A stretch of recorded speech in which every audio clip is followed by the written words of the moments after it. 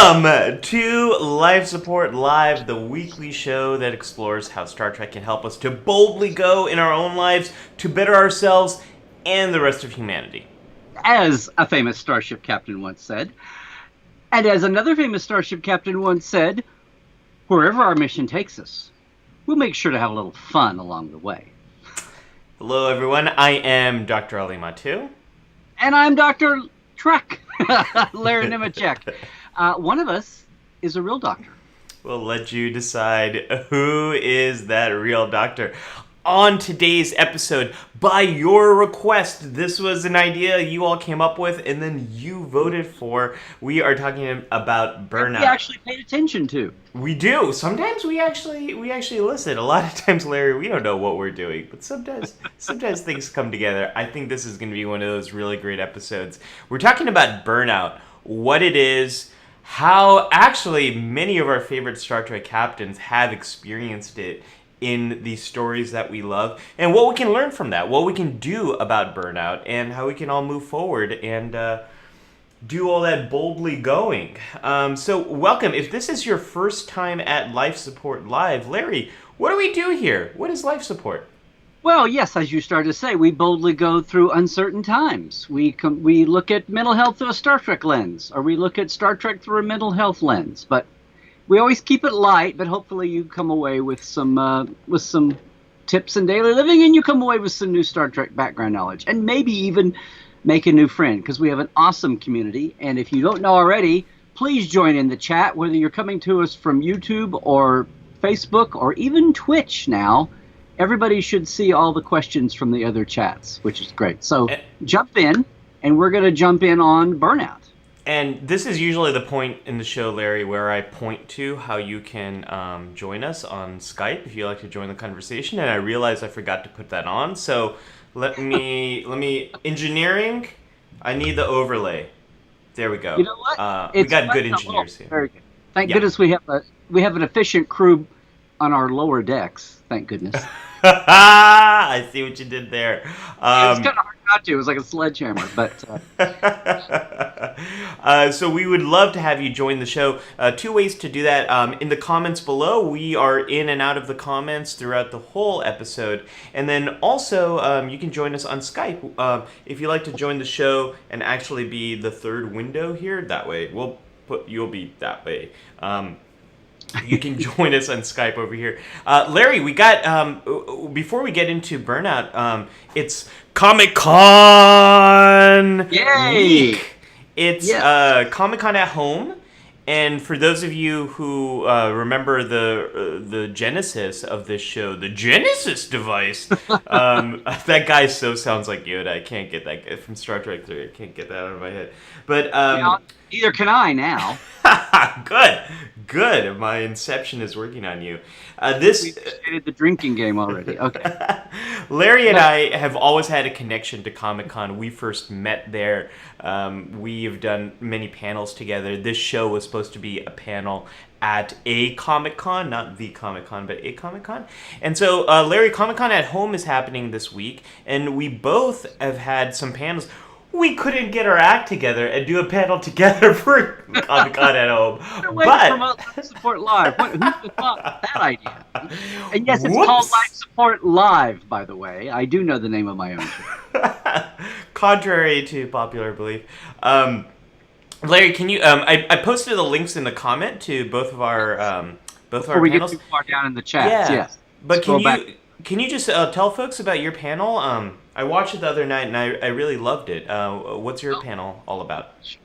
No, I'm serious. I'm not just saying that. I'll tell folks why I love it. Well, thank you, sir. It's called 3 Generations of Science Advice for Star Trek. And I was so thrilled. I got something I wanted to do live, but it dawned on me that more people are going to see it this way than would have ever seen it live. But no, I've got the last 3 science advisors formally titled for Star Trek television, which means all the way back to 1991 in the 5th season of Next Generation. So I've got Narain Shankar, who was his first Hollywood job was science advisor. He was friends with Ron Moore. Science advisor on Next Generation for 2 years, and then he went on staff for the 7th season of Next Generation. His immediate successor was Andre Bormanis, who then did it for like the entire run of the rest of Next Gen, DS9, Voyager, and Enterprise. But he became a staff writer as well, and up the chain. And they both went on to do all other little things called Cosmos in Andre's case, running CSI in Narain's case. And then now today, Andre's on the Orville, and Narain is running a little thing called The Expanse as the top dog there. And then our current... I've heard of that show. I've heard of that show. It's promising. It's a little promising science fiction show. Small budget, unknown actors. Yeah, but and the other thing that's really boring about all this is The Expanse and even the Orville and Cosmos that Andre worked on, CSI, the cop show, all of them really leaned on science hard, so you see their bona fides there. But we also, our third member of the panel is Dr. Erin McDonald, that a lot of people have met recently. She's the current, as of last December, so don't blame the spore drive on her. Although she has retconned it for public consumption, but Erin is the current science advisor for all 6 established shows that have been out or in production. So I had the last 30 years of science advisors on Star Trek. And we talked about Star Trek science and how the industry has evolved and how it's gotten better for science, actually. So it was awesome. And they had not all met each other totally in the round, so that was fun. What I loved about the panel, Larry, is it actually became a story about how to transition from a science field to Hollywood and the weird and wacky ways in which that works, which that's one of the things I love about hanging out with you is we talk Star Trek and then we kind of get to like Hollywood and like how the two worlds interact and all the weird and funny stuff that happens. And there's some great gems in that panel. So the link is in the comment below. Really worth checking out. San Diego Comic-Con, we can't have it in person this year, so San Diego Comic-Con has just opened it up to everyone. There's all the panels are free, so check it out. There's also a Star Trek Universe panel. Star Trek is one of the only big franchises to still be at Comic-Con this year, so please go watch the Star Trek Universe panel. It's on the official CBS page, I believe. Let's show Star Trek a lot of support, so San Diego Comic-Con keeps greenlighting more Star Trek content, like my panel. I was going to say, which is the return of an old favorite and the way that we met. Yes, this is the way we met. We first did this panel, I believe, in 2013, and that's where Larry and I met. We were paired up for the psychology of Star Trek versus Star Wars.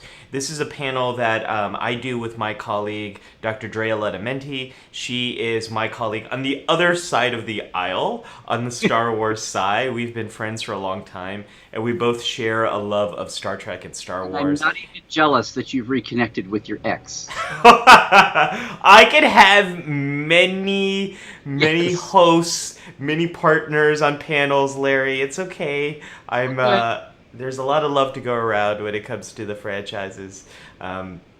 So Larry was on episode 1 of this, which is also on YouTube. If you're interested in watching episode 1, we had a fun time debating Data versus C-3PO and all that stuff in Larry's panel. We have a new panel where we talk about Mandalorians versus Klingons. We talk about Michael Burnham versus Rey. We talk about the sequel trilogy versus the Kelvin timeline. We talk about Picard versus Luke, which is probably my favorite of the debates there. So definitely check that out. And we also got Todd Sashwick, who was a character. He played a character on Star Trek Enterprise, and we had Jennifer Muro, who has written Star Wars Forces of Destiny. So check out the panel, links below, and please give San Diego Comic-Con your Star Trek love so we can keep getting a lot more Star Trek content at Comic-Con. So with that, we also want to hear from you. What are your favorite stories about burnout or dealing with burnout from the Star Trek universe? I guess, is that what we're calling it now, Larry? The Star Trek universe? That's what they've trademarked now. They're using on the little logo, Star Trek Universe. Yeah, it's really really more of a multiverse. Now, I'm not a science advisor, but you have the mirror universe, you have the Kelvin timeline. This is a multiverse. It's not a universe. Okay, just say it. Just say it. If you want to just overkill, we're trying to attract new fans. We're not trying to run them off. So if you want to get all complicated and technobabbly right out of the multiverse. Okay, fine. I have to tech the tech. That assumes they're actually going to go back and pick up and use the Kelvin verse for future adventures or something. So I don't know. Or do a mirror universe show. I hope so. I think we need one People more. know the Star Trek universe is multifaceted and multi-universe without having to be hit over the head with it. But anyway, plus it's longer and it doesn't fit in the logos. Scott says Dr. Ali seems to have quite a past. Oh, I can assure you, Dr. Trek does as well. There's a lot of stuff in those personal logs. I can tell you that. So let's get started here. We have to have privacy as a topic some week, okay? That'll be our topic week 1 of Star Trek Lower Decks. If you've seen the teaser for it, you know that personal logs play a role there. So let's dive into this. Usually I save this for the counselor's log, but we're talking about burnout, and I think we need to kind of define what the heck we're talking about. The burnout is a real thing. And there's a few things that go along with burnout. I'll talk a lot more about why we experience it and what to do about it when we get to the counselor's log. But to open up here our briefing, I think we need to get a little bit of orientation here to what this topic actually means. So Larry, let me know if you've experienced this at all, maybe during this pandemic. I don't know. But burnout... Yeah. Oh, go finish your thought. I'm sorry. Burnout incorporates exhaustion, physical exhaustion, mental exhaustion. You feel detached from. Sneezing, however. Oh, and bless you right there. That would be a good antidote to burnout. Making sure your body still functions. You're physically exhausted, but you're also detached. You might be detached from your body. You might feel detached from. You might feel detached from your body. You're not actually detached from your body. This is not a TOS episode about Spock's brain. But you might feel detached from your work, from people around you, like you're going through the motions, but it doesn't really quite matter. You might feel very ineffective, like the stuff you're doing, you're not really making much of a difference. Like, why bother? You might also feel no sense of accomplishment. Like, again, your work is not making a difference. And to put it very simply, everything you're putting in, it doesn't feel like you're getting out what you should be getting out. That's what burnout is. And Larry, this was not a topic you and I came up with, but as we started thinking about it, we realized there are quite a few characters in Star Trek who have experienced burnout. And we kind of realized that maybe you and I are experiencing some burnout as well. Oh, listen, I mean, seriously, I have noticed my mood the last couple of weeks. It's like even the first 2, 3, 4 months, it was like, okay, get stuff done. Okay, help people. Okay, unique chance. Okay, and it's like I got several things done on my I got my taxes done. I got some money came in. I got my new computer ordered finally. And the last couple of weeks, I think it's finally hit me. It's talk about that disjoint a little bit, that disconnection. Mm-hmm. So anyway, I'm glad that burnout was suggested as a topic because you know what? I was starting to run out of ideas for this shit. No, I'm kidding. But burnout was timely. It was timely. And everybody, we are keeping an eye on that. We're not to hailing frequencies yet, but we are keeping an eye on the chat. And I just wanted to say a shout out to my business coach and friend, Jess Joswick was with us at least for a little bit there. So anyway, it's good. I'll be keeping tabs in the chat. But yes, tell us all about it, Dr. Ali. Burnout. Yeah, well, it is across all Star Trek. It is all across Star Trek, and we're getting some great feedback in the comments about Season 6 of Deep Space Nine. Nathaniel was talking about that. Libby mentions Ferengi love songs on Deep Space Nine when Quark burns out. That is a great pick. I totally forgot about that one. And Scott also mentions the immunity syndrome.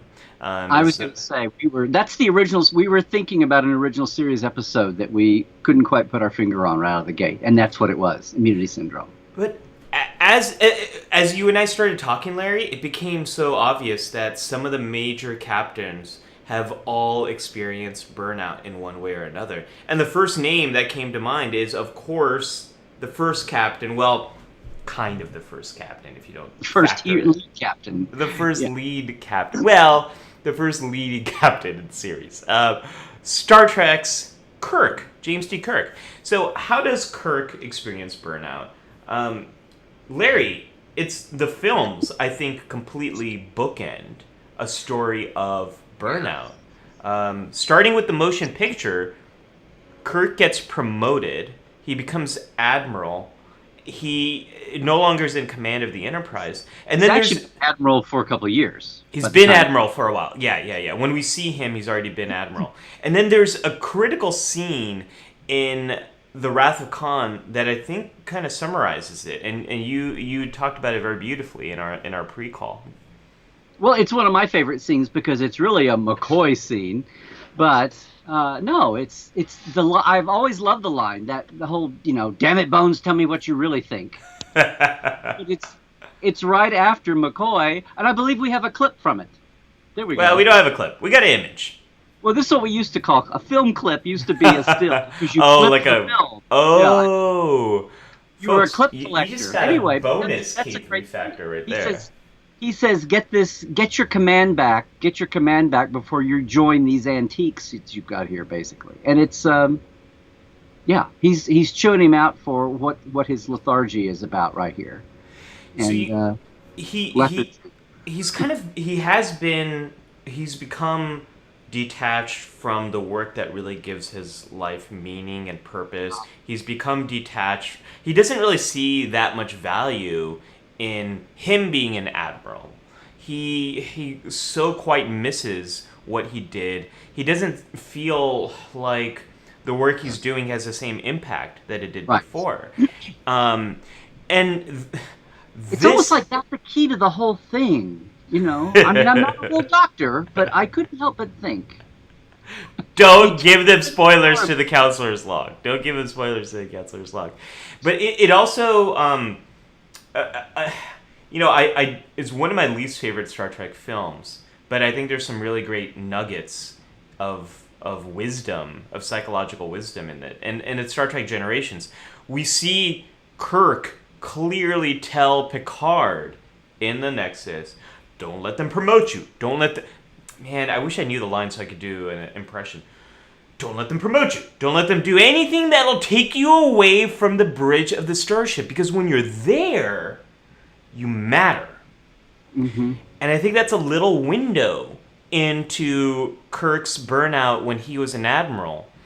Because he really didn't feel like what he was doing mattered. And he's not the only Kirk that experiences burnout on screen, Larry. We have a multiverse to play with here? I told you, it's a Star Trek multiverse, right? We have our Kelvin timeline Kirk, who experiences burnout as well. One of my favorite lines in Star Trek Beyond is when he talks about life starting to feel a little episodic. Not only is that a wonderful wink to Star Trek, Larry, that explains our life right now. The days look the same. Yeah. There isn't much change. What's the purpose? What are we doing? Why are we out here? Star Trek Beyond is really a story about Kirk and the crew being a bit detached from each other, but also their mission.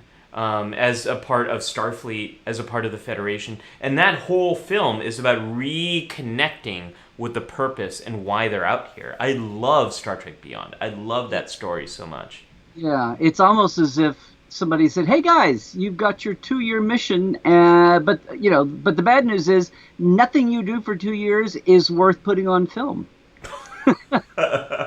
So, you know, one, Jared says gratuitous naked Kirk. I mean, that Kirk, Prime, or Kelvin takes any opportunity he can to be shirtless. That's not my doing, Jared. That's just the character. That's an original series drinking game line. Yeah, shirtless Kirk. Shirtless Kirk, right? I mean, Larry, one thing I'll say about Star Trek Beyond is it did feel a little rushed that they're at this point of burnout. It's only their third film. I mean, at this point, the original... Well, you know, Ollie, everything is so advanced in the Kelvin universe.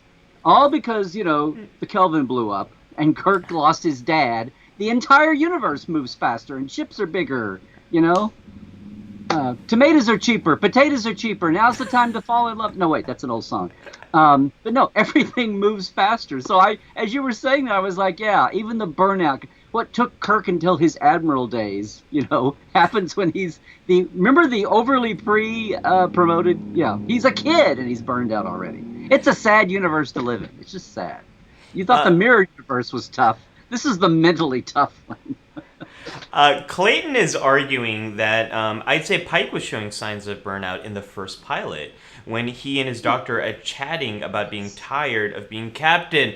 Clayton, whoa, my goodness! Another captain! We have another example of a captain from the same era, Larry, who is also showing some of those signs of detachment and potentially getting burnt out. That's a great pick, Clayton. I love our comments section. I love this community. You all are so cool. I can't wait to have our live in-session life support retreat. It's going to be awesome. But let's my coach Jess just has a great question. How do characters deal with over-identifying with their jobs?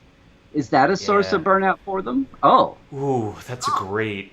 Too much work at work when you live at your work like they do. Yeah. We're gonna get into that in the counselor's log. That is, it's a great. I'll give you the quick answer to that. Is oftentimes when you are overly connected with one part of your identity, and that part of your identity starts to not go so well, you're more vulnerable to burnout, as opposed to people who might be well connected with 2 or 3 parts of their identity, their communities, the things that give them meaning. So you're absolutely right. Being overly connected with your mission as a captain or as a Starfleet officer, if something bad happens, you might be struggling with that. And we're going to see that with one of our captains from the Delta Quadrant. But before we get to that, I wonder what captain that could be, Larry. Captain Ransom. He was so... Yeah. You're right. Well, he's experiencing a lot of stuff's going on there. But I want to talk about one of my top 3 episodes of Star Trek, top 3 of all time, and that's In the Pale Moonlight with Captain Benjamin Sisko.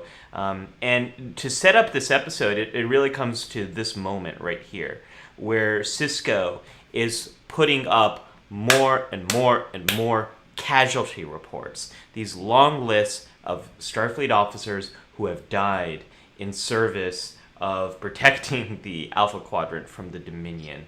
I was going to say during the Dominion War, the depths during of the Dominion War. This is really deep into it, and also during a time when it's not going well for the Federation, it's not going well for the Klingons.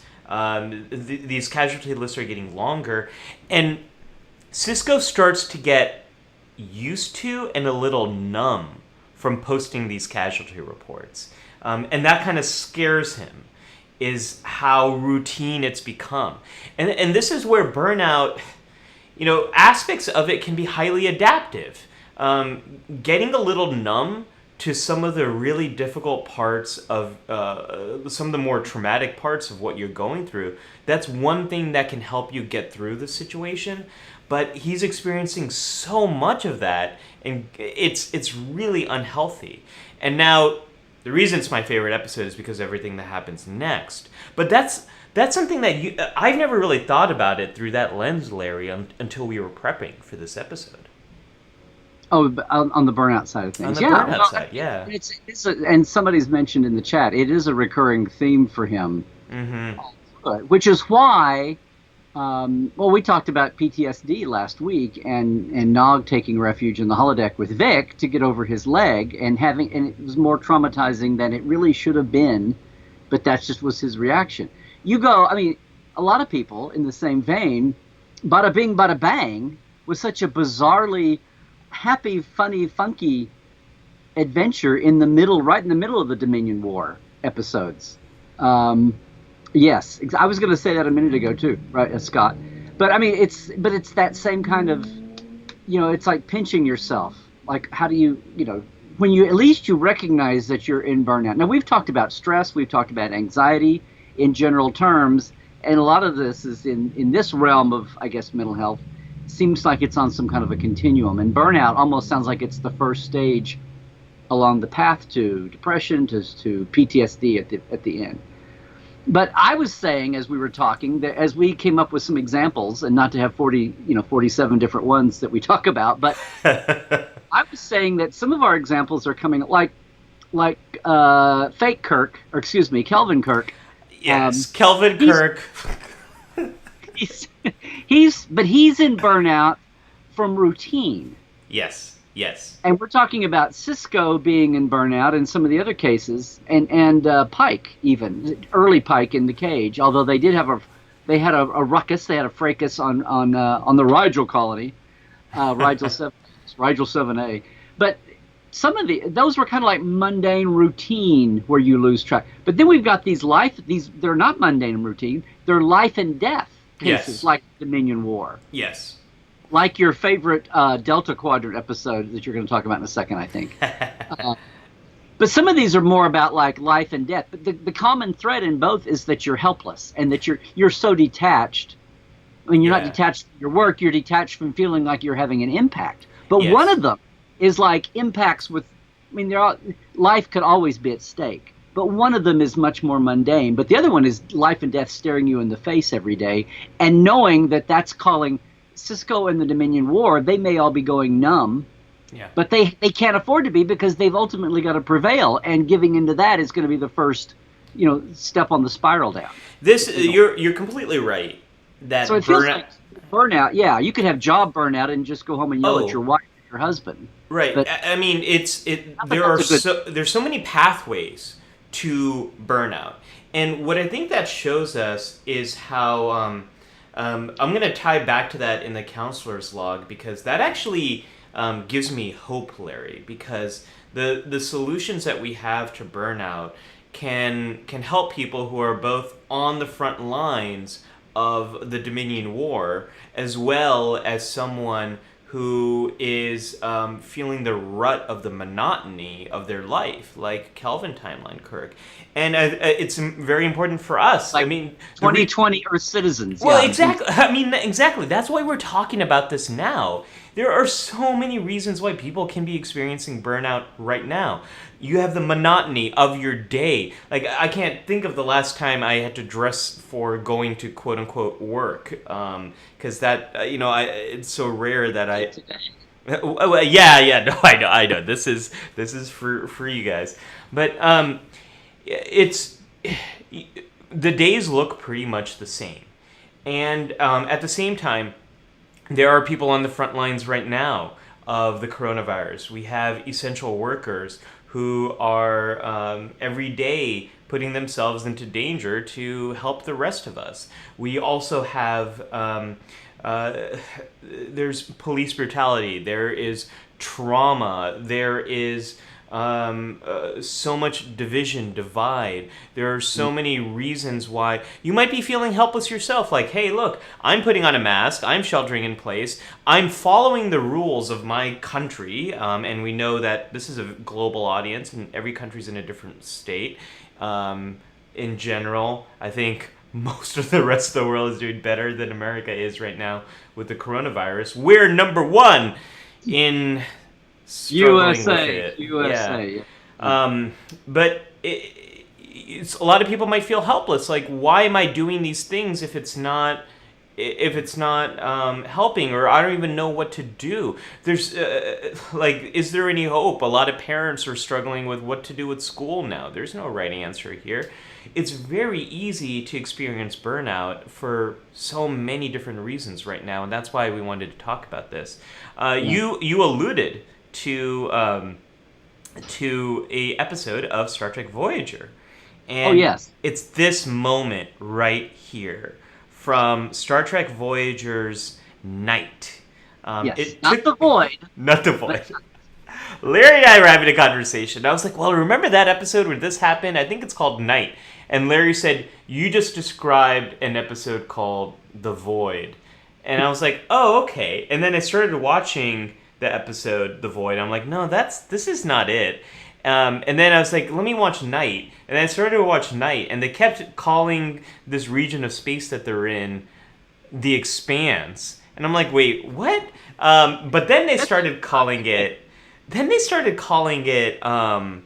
The Void. Yeah, and I was like, Larry, this is why we got confused. Is because in The Night, they talk about the Void, but there's also a Star Trek episode, Voyager, called The Void. So anyways... You got a little confused too. We were not mind melding. We didn't have our usual mind meld. We did this on camera 3 or 4 weeks ago, and then it happened the other night. Yes, but okay. Jared says, we're all clear now. Jared says, to recap, Larry knows the name of the show, and Ollie doesn't get dressed to do live streams. Yeah, I guess that about covers it. If you're watching the San Diego Comic-Con panel, this show is apparently called Life Support Log. I think that would be the Vulcan version of the show, would probably be called Life Support Log. It's all about Larry and his one mistake. All right, so name the character, guys. Come on. Okay. Let's talk about Janeway here. Talk. When we see her in that moment, getting back to this moment right over here. We'll put it up again. Yes. Yeah. So she is disconnected from the rest of the crew. They've entered this region of space where you can't see any stars. It's been about 2 months. They've been moving through this region of space. No planets. No real readings, nothing is coming up. It is this dark void. And sensors flatline. Right, they don't see anything. And so what happens is Janeway sort of goes into seclusion. She completely she's like crazy Aunt Kathy that we keep up in her room. Yeah. Yeah. I mean, the old stereotype of, we put the mentally ill person in the family up in the attic and no one goes up there. That really gets creepy. And everybody else goes about their business like she's suddenly not there, as you see at the beginning. Yeah. And so, Larry, what do you think's happening here with Janeway? What's happened to her? Well, it looks like she's without any new, there's no adventure of the week. Everything is it was a writer's strike or something. I don't know. No, they've had nothing to do, and all she's had to do without new stimulus, I don't mean new stimulus checks. I mean new stimulus of external adventures. It's like she's got into a dwell cycle where she started to dwell about her decisions and what got them there, and she's ruminating on the caretaker and the array and all the decisions, which I thought was a stupid decision myself, but too late for that now, kiddo. But yeah, it's like she's had time to reflect, and she's fallen into that depressive spiral down. Yeah, where she's overthinking it, and they're all letting her. And I watched this episode back last night in preparation for this for today's show, and they resolve this problem very quickly, very quickly. Find something to attack them. So, but what we find out is Janeway's dealing with immense guilt about the decision to stay in the Delta Quadrant to protect the Ocampa and to destroy the caretaker's station, which was their ticket back home. And she's questioning if the actions that she took, if these were the right actions, and dealing with a lot of guilt and detaching herself from the crew. And when she finally is able to share some of this, the crew's like, no, you did the right thing. And she faces the exact same conflict and decides to go about it differently, and then everything's resolved. Now, that episode probably should have been a two-parter so that these themes can really be extended, but it's definitely Burnout. Unfortunately, we just don't see the bulk of it. It's a lot of it happened over that course of the 2 months, but it's there. It's definitely a really great example of Burnout. Yeah. It suffers from the 48 or the 43-minute quick fix, but yeah, interesting show though. Well, I'll talk more when we get to K3 later. Okay, I know you've got a lot to say about it in K3, so spoilers for what we're going to be talking about.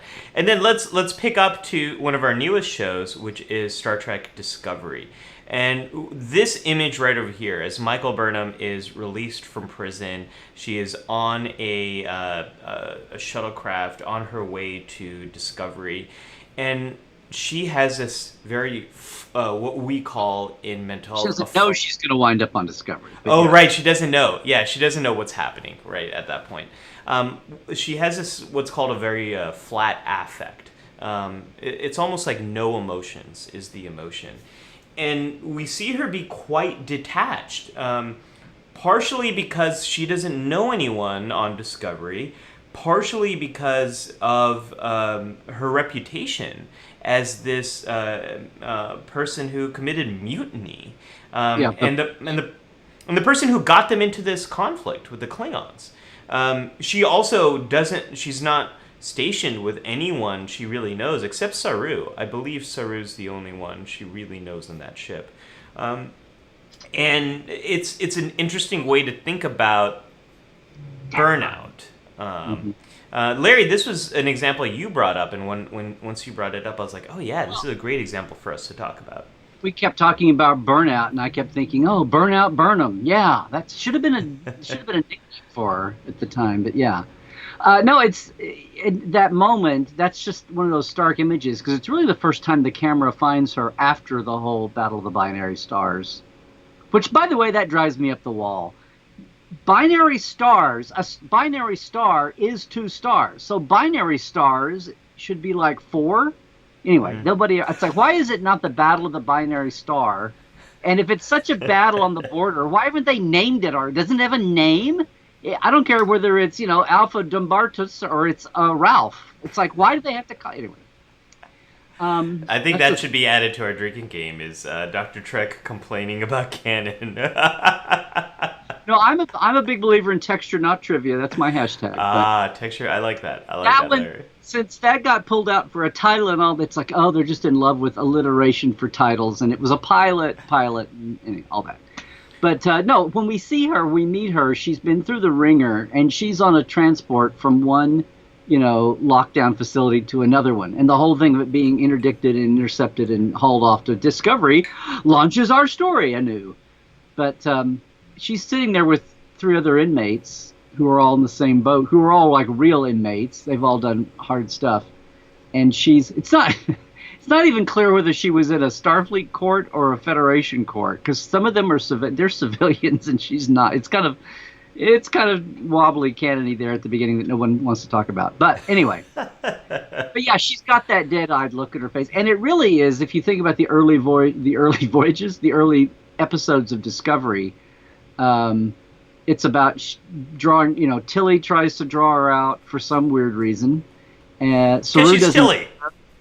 Because she can't help it. Tilly's got to be Tilly. Somewhere between Tilly at first and then, of course, Ash Tyler on the other end of things, pulling her out romantically, that triangle is what finally gives her back her humanity a little bit. Yeah.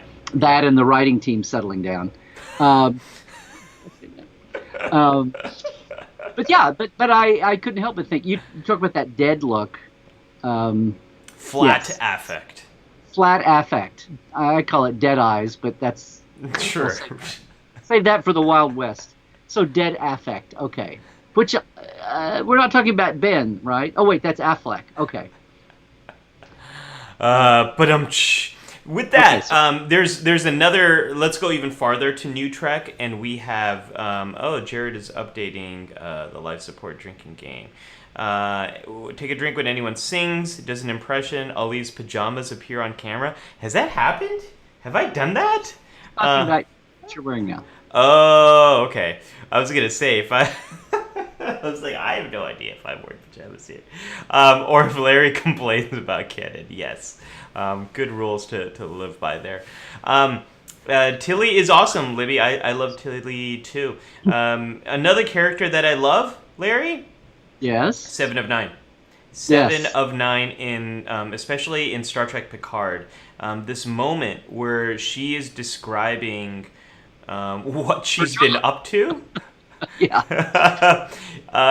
It hasn't been great. So she's been working as this ranger in this region of space that the Federation is sort of neglected, and there's not much. It's not a peaceful region. Well, it's not like they've neglected their own. It's the former border. It's the former neutral zone area. It's not like it's theirs. It's not like they. It's like, well, either we're criticized for being Mary Sue's, or that's an old term, but we're criticized for sticking our nose in, or we're not. It's like we're damned if we do, damned if we don't. And people, when they were first watching Picard unroll week to week, and it wasn't totally obvious at first. Obviously, at first they're all on Earth, but the Borg cube and all of that action that happens eventually and winds up with the Soong android world. That's all kind of in the old border region of the former Romulan Empire. So it's kind of in a no man's land-ish area. So yeah, don't worry about there's no law and everybody's pointless refugees. That was the point. That's part of the problem. Yeah, and there's a lot of real world parallels there with what happens when a sovereign power might dissolve, or there might be some type of catastrophe that occurs. There's a lot of examples of that in history. You can go back to the Soviet Union and the breakup of that, and we see in Star Trek VI, it's about trying to prevent a catastrophic failure of the Klingon Empire. But we see that in more recent history with refugees that have been fleeing conflict. And some say, scientists are very worried about how climate change might impact countries and create new refugee patterns where people are trying to flee because of environmental disasters. So that's how the Syrian Civil War started. Yeah. The Syrian Civil War started over farmers leaving the drought areas and going into the cities and then being cracked down on and not getting any relief and rebelling about not getting relief from the government, and then which was despotic dictatorship anyway. Yeah. And then I think Star Trek Picard has something to say about that. And the problem I have with Star Trek Picard is it has a lot to say about a lot of things, because you're right. There are these different phases. There's the Earl Grey phase, which is the first 3 episodes on Earth. Then there's this middle chunk that we're talking about, and then there's the Soong android chunk of the story. But I still love it. But Jerry Ryan's Star Trek Chunky. That's what we're calling Picard. Jerry Ryan's 7 of 9 gets some wonderful character development here. She has lost the only family member she ever had. Ichep has been really brutally murdered by her ex-lover. Wow. And she's working in this region of space that used to be the neutral zone, used to be the border of Federation space and the Romulan Empire, that really got dissolved because of the events in Star Trek 2009. See? Star Trek Multiverse. Call it a multiverse, folks, not Star Trek Universe. I need to start a letter writing campaign to CBS. This gets to what you were talking about, Larry, about this is sort of an integration of both aspects of burnout in a very hopeless, catastrophic, difficult situation, and also burnout in terms of routine. And what I'm doing making any difference at all? And it's right there in this image where she says it's hopeless and pointless and exhausting. I mean, that's burnout. That is feeling I like thought that would help if I kept the. Yeah, I thought I would stick that on this time. Yeah. good image Yeah. capture, Larry. That's probably my favorite. It gets to it right there. That's what so many of us are feeling. It's like every day, okay, another one. It feels hopeless and it feels pointless and it is exhausting. That's a really great pick. There were some comments, and we we had a troll that popped in from Twitch. I'm sorry about that for anyone who had to see that. But we Scott had to go to support some of his family who's in the hospital right now. So Scott, hope everyone is having a speedy recovery there. But before Scott left, he also mentioned Burnout in Enterprise's third season during Damage and Forgotten, and that's during the Zindi arc, which is similar to going through similarly through what Sisko experienced in The Pale Moonlight as well. So we have so Janeway in we didn't talk about Year of Hell, which is more on the life and death war. What would you expect them to feel, kind of situation. Yeah. But Janeway, but that's that same mold too. Zahir has a great one here, talking about Field of Dreams, DS9, the Vulcan serial killer with the fancy bullets, and he says Vulcans burn out too, and it's not pretty. No, it's not. It's not pretty. Absolutely. Sorry, you had Libby up there. I did have Libby, and I'm trying to find her comment. Clayton, I'm going to get back to Libby's comment, but before that, Clayton says, it would be interesting to see stories told about other ships and the depression and isolation, perhaps even suicide among those crews, the dark side of wearing that uniform. I don't know if Star Trek Lower Decks is going to give us the dark side of wearing the uniform, because it is the first Star Trek comedy. But I do think Star Trek Lower Decks, because it's not a first contact ship, it's more of a second contact ship, I think they're going to have a little bit more flexibility. And because it's an animated series, they're going to have a little bit more flexibility to take some risks that you can't with the flagship of the Federation, or one of the most advanced starships with bioneural gel packs, or a ship on the front line at the gateway to the Gamma Quadrant. They're going to be able to take some risks here with that, so I hope we get that with that. Star Trek, dark humor.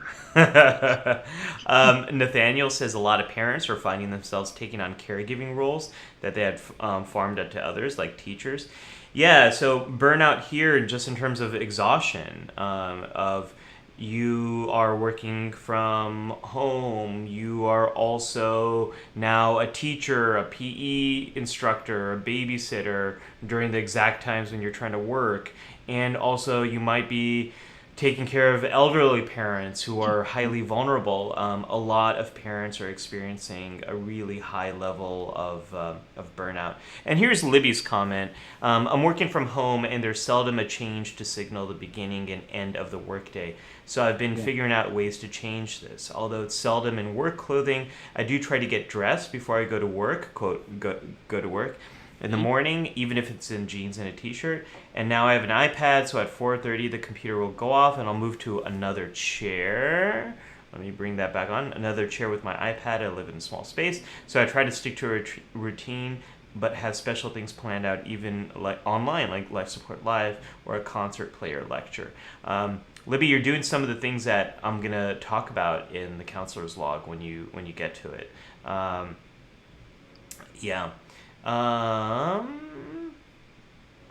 Let's see here.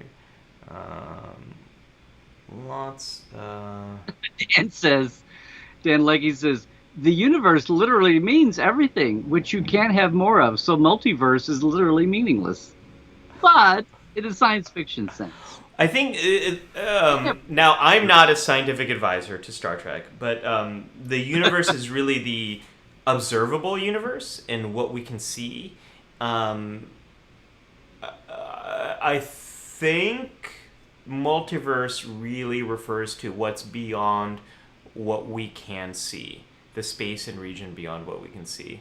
Well, quantum universe is overlaying, but not Well, intersecting. and then there's that. Yes. Right. Yeah. So there's the known universe, there's what's beyond the known universe, and there's the potential of multiverses. Yeah.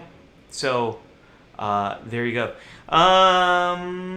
Thank you, Christoph Select Leitner 42 for helping us. Thank you for helping us with the our troll. That's why it's taking me a little bit of time to filter through the comments section, folks. I apologize for that. I got through them a while ago. Anyway, thank you. Are we ready to hit the counselor's log? Let's do that. Let's. So we're gonna move forward to the counselor's log. This is the part of the show. And get to the counselor's log. This is the part of the show where we do a little bit of a deeper dive into the mental health aspect of what's going on. And to kind of tee up this conversation, I'd really like to know, are you experiencing burnout? Are you experiencing any of that exhaustion, that detachment? Are you feeling like what you're doing is a little meaningless, like you're not seeing the point of these actions? Let us know in the comments of if you are and how you might be experiencing burnout. So Larry, the very last professional thing I did before the coronavirus broke out is I gave a talk at a big organization about burnout. So when it came to prepping for this episode, this rank amateur part of your life, okay, right. The times where I get where people want me to wear the doctor hat as opposed to the Comic-Con shirt.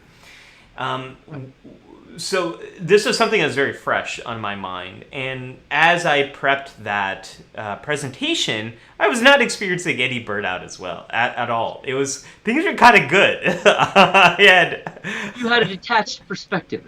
Yes. I had just formed a new business and lined up all this work for the whole year, travel, speaking, gigs, all these kind of things for that new business. And then coronavirus hit and it was all canceled. And so now we're in a very different world. But burnout was very much You're wasting your Saturdays with me. That's the whole... Oh, I'm always happy to spend my Saturdays with you, Larry, and our community over here. It's the late night preps that I could probably skip out on because you and I are way too overcommitted. But one of the things I looked at as I was prepping for that was the real impact of burnout. And we talked about all those things that incorporate burnout, all the things that go along with it, the exhaustion, detachment, feeling ineffective, not seeing any accomplishment or purpose to your work, feeling like what you're putting in doesn't match what you're getting out. And one of the things that I was struck by is just how much burnout can really impact your health. So burnout has been linked to increased risk of heart disease, of stroke, diabetes, infertility in men, sleep problems, not to mention a wide variety of psychological problems like anxiety and depression and all of that sort of stuff. And so scientists have been trying to figure out, well, what's the connection here? How do you get from burnout to an increased risk of like infertility and heart disease? How do these things happen? And it seems like when someone is experiencing burnout, their stress system is overactivated and stays active for a very long time. We're not really built for that. Our ancestors, if they were being chased by a lion, their stress system would be activated and then they run away and escape and then stress is gone, or they're trying to run away, escape, and they try to escape and they don't. And then in that case, it doesn't matter if you're stressed or not. But that's kind of the way we're built to experience stress, is for these small moments of when there's something you need to do, and then you do the thing and it's gone. Yes. Yeah. We're not...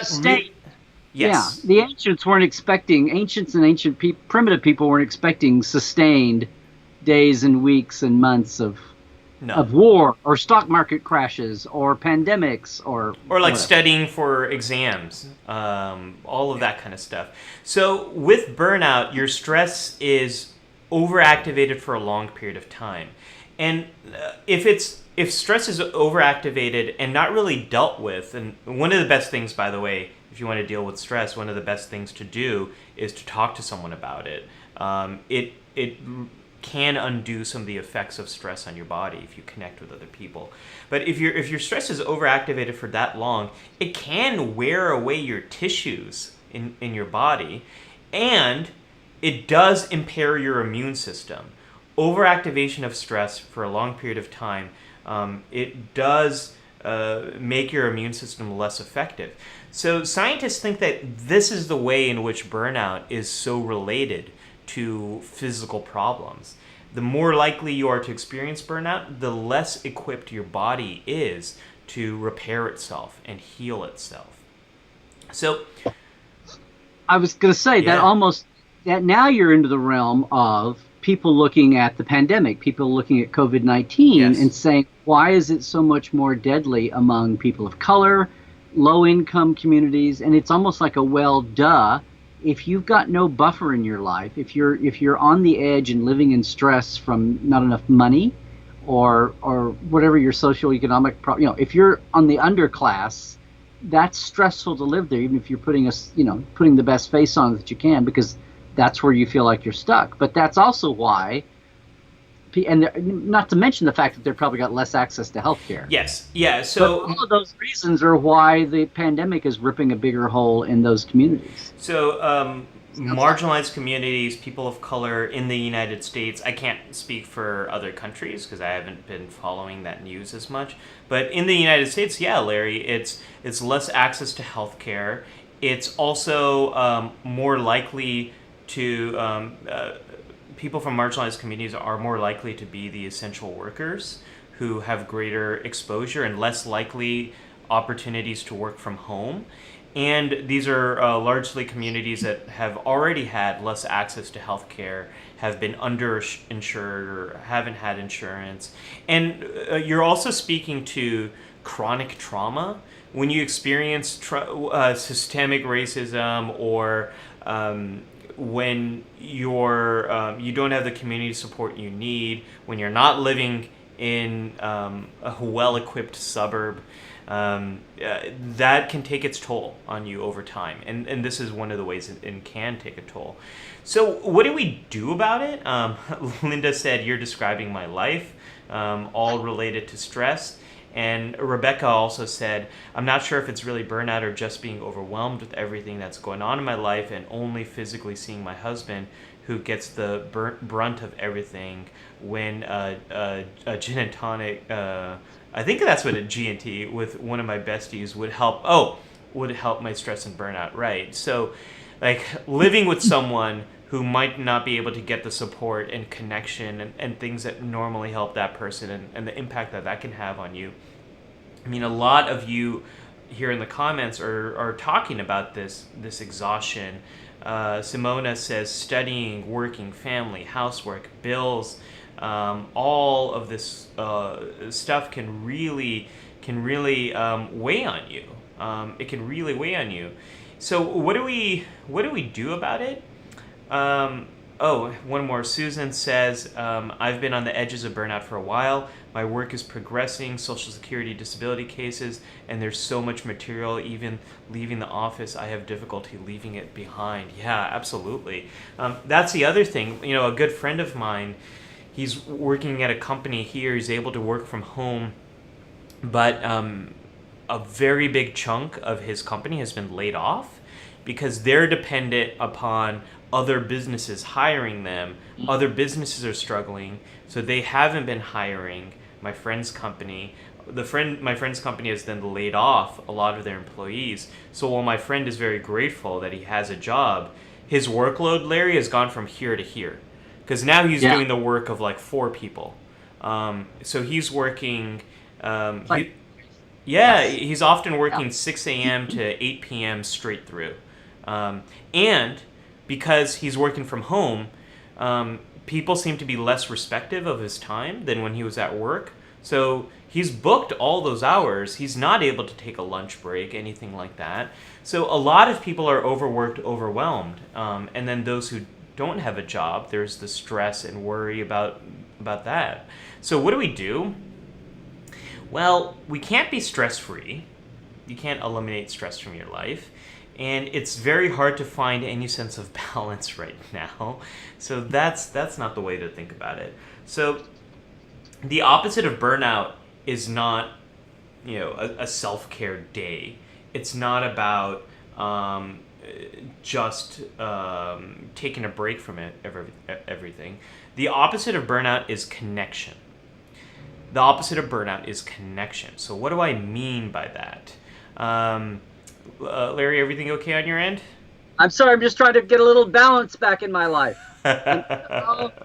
Okay. There we go.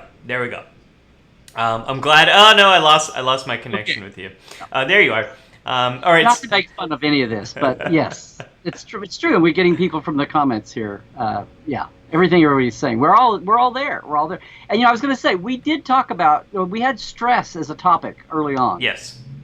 And we're kind of this is like it's coming back to me how we're talking about different stops along the spectrum here. Yes. And that burnout may be an earlier stop along that spectrum that leads to stress and that leads to, as you mentioned before, depression. Some of the there's healthy, there's it's almost like there's diagnoses and then there's like negative, like not helpful activities that come out of this, like some of the things we can do that, when we really get into a dark place, or we know people that go to a dark place when they start down this path, and it's almost like burnout is one of the first stops along the way. So even though I feel like we're repeating a little bit about what we said before, we're kind of focusing in on, would you agree? We're kind of focusing on more of the root of some of the bigger issues we've talked about already. Yeah, this is often my challenge when we get to the away mission, the part of the show where you can take and apply some of what we've talked about to better your life. We're looking at a lot of similar things from different angles and different lenses, and I think that's just really, really interesting because there's so many ways we can experience all this stuff, and what we come out of is often similar. It's a similar kind of strategies that can help, and you all will see that when we get to the counselor's log. No, that's this right now. When I meant when you get to the away mission. So the way to get through burnout is really connection. And so what do I mean by that? Connection to where you are. So for a lot of people, something that I talk about with burnout is how to be at work when you're at work and at home when you're at home. Now, Larry, one of the challenges with coronavirus, many of us are doing that in the same place. If you're able to work from home, your work is at home and you are at home. And you don't have that separation, you don't have that transition. So here, we need to do what Libby actually mentioned earlier, which is as much as you can have like one corner of your home or one setup or one dress for when you're doing your work things, and then to physically separate from that when you're no longer doing that work. It's easier to be present for work if you have to go somewhere, if you have to leave your home. Yeah, it's extremely hard at home. And Jess brought up earlier that I turned into a Star Trek thing. They, even on a ship, even on a starship or a space station, yes, where you're in a confined space, they all still have their workplaces, and then they have their personal quarters. Yeah. They've got holodecks. They've got quarks. They've got 10 forward. They've got the place to go to where they're not at work, even though they're in a tin can. Absolutely. And that's just as important for us. Even if you're think of Star Trek Deep Space Nine. Not only are they they're on a space station, so they can't really go anywhere, but they have the promenade. They have places where they can connect. And so it's more like we are more like on runabouts. Many of us, we're like, there's no promenade, there's no holodeck. It's a dinky replicator, maybe. Yeah. If you come over and have dinner and I'm cooking, it's gonna feel like a dinky replicator. Absolutely. You enjoy this replicator, But you do, even if you live in the first place I lived in New York City was an extremely small studio. I think it was like 400 square feet. It was very tiny, and I kind of assembled it as like corners. This is the corner where I sleep. This was the corner where I work. This is the corner where I cooked, and this is the corner where I watched on my rinky-dink TV Star Trek Deep Space Nine. So you kind of need to set up your environment a little bit so you can have that separation. So connection, be at work when you're at work, be at home when you're at home. The other thing is connection to your mind and body. One of the things we have to understand with burnout is what is your body telling you? Is it telling you that you are exhausted? Is it telling you that you're stressed? Is it telling you that you're angry? Is it telling you that you need some sleep? And then what do you do to deal with those emotions? Well, you probably watch a previous episode of Life Support Live because we've talked about anger, we've talked about stress, we've talked about anxiety, we've talked about sleep, Larry. We're on episode 15. We've covered a lot of stuff here, but trying to understand, okay, this is what my body is telling me, and here's what I need to do. This is why the numbing of burnout is such a danger, because numbing in the short term is good. It'll help you get through a really chaotic situation. Over the long term, numbing gets you disconnected when this stuff. It's not good because then you're not picking up on the signs that your body's telling you, hey, I need your help with this. I'm really stressed about this. I'm really angry about this. Yes. So connection to your mind and body. And if you're still dealing with other people, being numb is not good either. Yeah. Dealing with yourself and dealing with them, being numb is not good because there be dragons. Susan is following up here and saying that many of my coworkers choose to work from home, but I am among the few that keep going to the office. So even though I do have some difficulty disconnecting, it's left there. So that's a great example of leaving the work at work when you can. So connection to your mind and body, and two things that you and I keep talking about over and over again, Larry, is connection to each other. Something that really helps with burnout is when your friends and colleagues see you and they ask, hey, are you okay? How you doing? Yeah. You look Even here. Yeah, Ollie, the bags under your eyes look pretty big. They're much bigger than usual. Going on vacation there, Ollie? Yeah. Like how can I help? What's going on? Can I take something off your plate? What's wrong with this wild system that we are working in that I can maybe help you to address? This is one of the best ways of self-care, is actually community self-care, us supporting each other, checking in with each other. And this is something you and I get to do a lot with each other, Larry.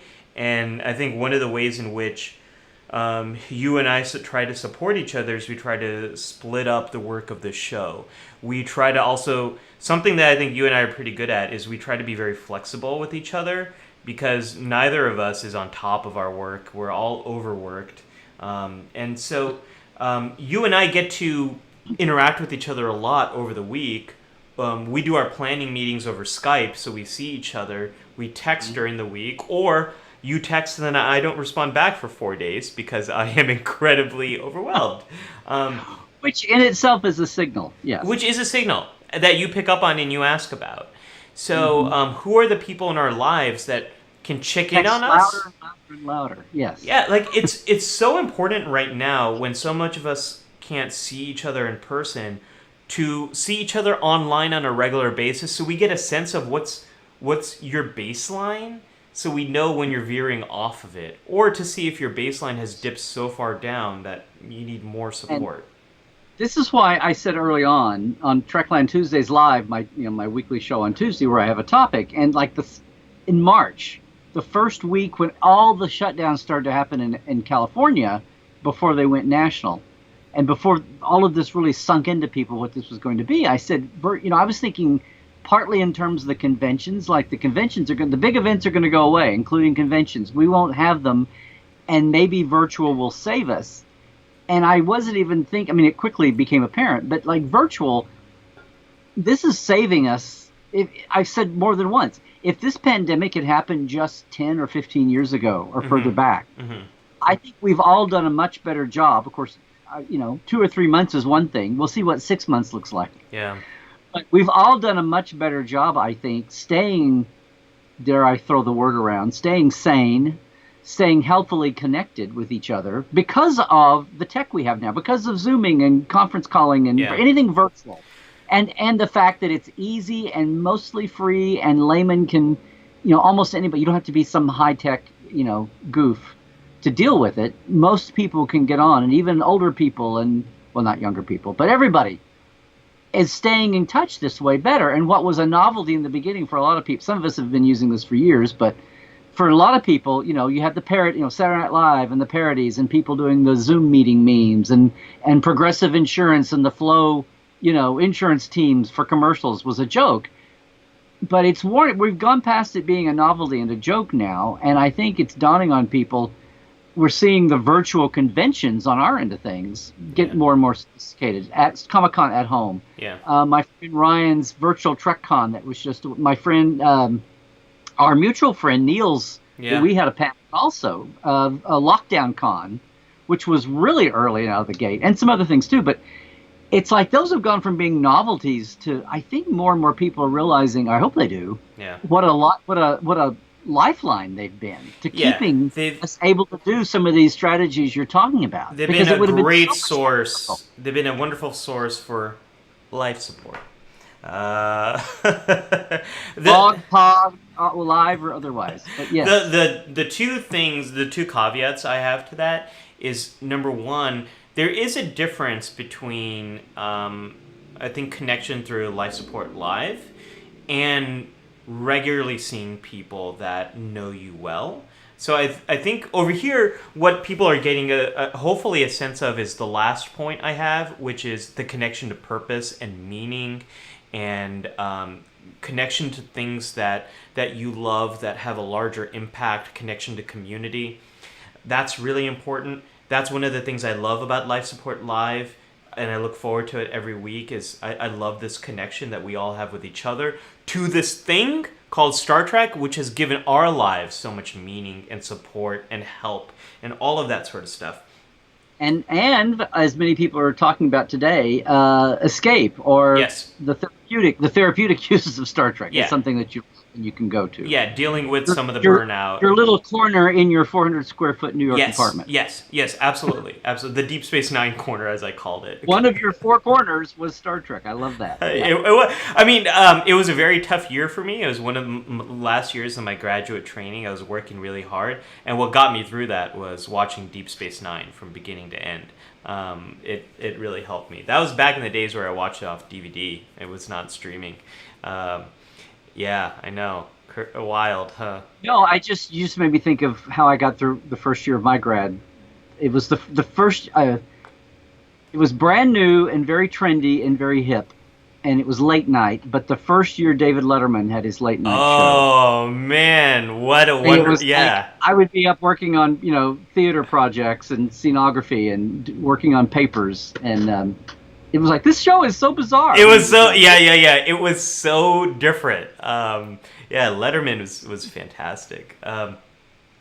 Early day, which is now YouTube probably, hopefully. But the one thing I hope everyone is able to take away from this is also, it's important for you to see other people who can see you on a regular basis. So you can check in with them and they can check in on you and they can see the day-to-day, week-to-week change. This is really critical for NASA astronauts because they're working with the same team in a place where there's isolation. I think there's so much we can learn from space psychology right now, Larry, because working in a tin can like the International Space Station, if they can find ways to thrive, there's so much we can learn from them. And one of the things that they have is they have that regular contact with not only experts in mission control, medical, psychological experts, but also with their team. They have rituals where they come together and they eat together. They also regularly contact their family. And so people can see the day-to-day change and if something's wrong and if they need some type of support. And if you... This is the comment. Clayton asks, I wonder about alien species and their mental problems. Do Klingons experience burnout, loss of meaning, and perhaps even shameful suicidal thoughts? I wonder about yes. Yes, absolutely. They do. They do. Yes, we have seen them. Yes. I wonder about those Klingons on Star Trek 6 in that little outpost that got used as comedy relief. What's the Klingon? Rosterhawk! I met that actor. He played his title. His character was called Sleepy Klingon, and I met him at a convention. Yeah. Sleepy David Klingon. Orange, I think was his name. Yes. Okay. Sometimes I think the writers keep the characters credited as that as like a joke. Sometimes I think that's just like just pure fun. Sleepy. Rosterhawk!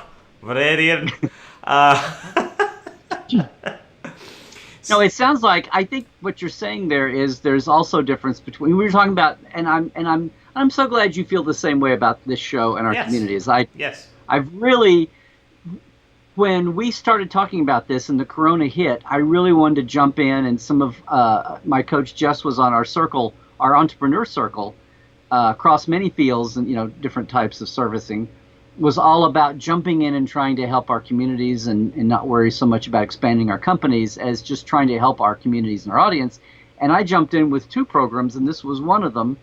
And I've had to hold off on Nonfiction Fridays. We did about 14 weeks, and then I wanted to pull it back and do something differently. And I wanted to put all my energy into Life Support Live for right now. But partly that's because it's so rewarding. And aside from how we might grow our platform here, aside from all that and improve it and do all the tweaks, I just enjoy the engagement. But it's also what I get with my Portal 47 community and all the communities that my Tuesday Live bunch, and a lot of them are here with us today. And I invite everybody to come over to either one of those. But it really, having that keeps you fresh anyway when you work at home. But like right now, it's like everybody is in that tin can attitude, and just having this. Yeah, there's the check-in with people to see how you're doing. I think you were differentiating that. But this whole thing about keeping in touch with it, and we all feel like we're in survival mode. And a lot of us, between work and income or the lack thereof, and dealing with different hats, being caregivers, being school teachers, wherever we are, living with our mates 24/7, where we used to have a little bit of away time.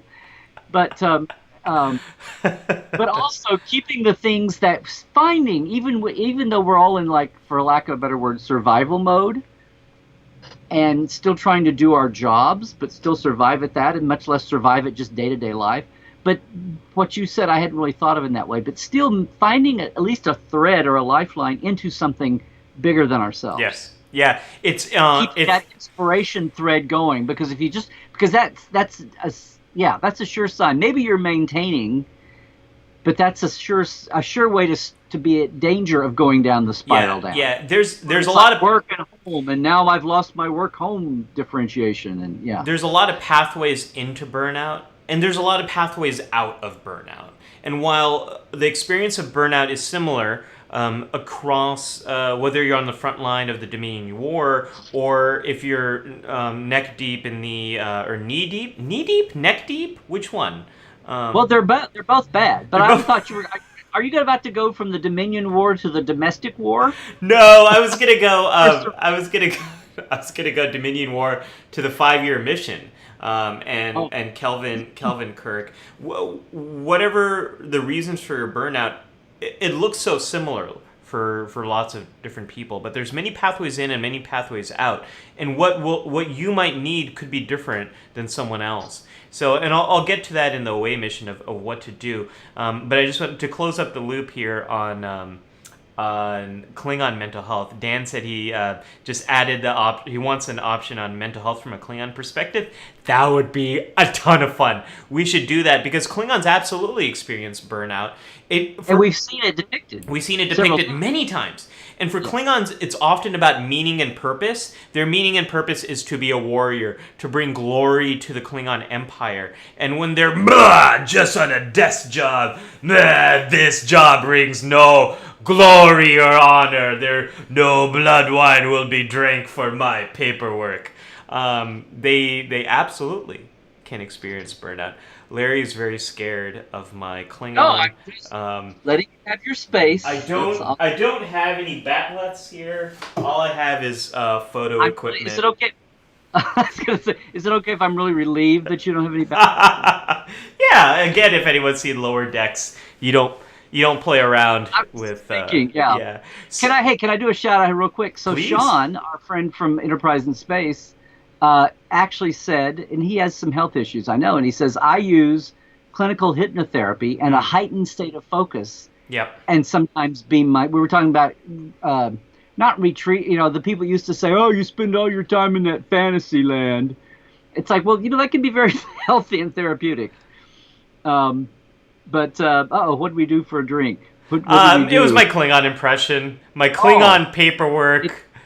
It definitely was. Yeah, my paper pusher Klingon. Pad pusher. Yeah, Sean says he uses clinical hypnotherapy and a heightened state of focus, and sometimes beams myself onto an Enterprise and explores the universe with my mind. Mm-hmm. So, not just watching episodes, but just totally, what is that, creative visualization? There's a lot that's happening there. There's a misnomer with, what does hypnotherapy mean? And it's really about a deep state of relaxation and focus that some people can tap into, some people can't. But for some people, it's a deep state of relaxation, and also the idea of visual imagery. It can be very grounding for people when you feel detached, to be grounded in a memory or space that's very familiar to you. So sometimes if someone is experiencing these out-of-body detached moments, I'll talk about, I want you to visualize a space you know very well. And sometimes it's real, sometimes it's fictional, like the Enterprise. So that's a wonderful way to help you to feel grounded in something when you feel very detached and not so grounded. So speaking of getting grounded, Larry, I was going to say, have we ventured into the? Oh, okay. I want to get. I was going to say, have we gone to the away team brief? No, don't skip ahead of the K3 factor. I've been waiting for this one I want to say all week, but honestly, I've just been waiting for it for the last 24 hours, because as of 24 hours ago, you had no idea what you were doing for K3 today. So, well, right, we honed it. So, yes. What is the K3 factor, and what are we doing, or what is it today, Larry? Well, I know our regulars know this, but if you're new to Life Support Live this week, K3 factor is my chance in the middle of Dr. Ollie's real doctoring.